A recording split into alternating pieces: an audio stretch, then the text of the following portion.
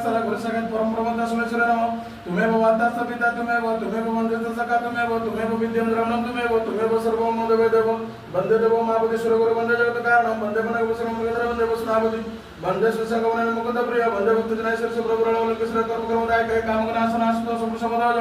सुधाभि पदुर संसंकट उद्धार करि नवग्रह वर्णन करि शरीर आरोग्य करि पुष्पाश्रय संत वार्ते हे बलियार जो वरळवन सीमार मन शुद्धाब्दर करिवार्ते अनिल मन शुद्धाब्दर करिवार्ते तस पुत्र अभिषेक मन शुद्धाब्दर करिवार्ते अनिल तस जाय सीमार मन शुद्धाब्दर करि नागस गोत्र से जिमारिस अनिल मन शुद्धाब्दर करि तस जाय सीमार मन शुद्धाब्दर करि अभिषेक मन शुद्धाब्दर करिवार्ते शरीर आरोग्य करिवार्ते धन जना गोपल करे बडतर करिवार्ते मन शुद्धाब्दर करिवार्ते आठ गोडरे बाना विख्यात करिवार्ते संजय सहित भल पाइबा केमती बढ़िबो सीमार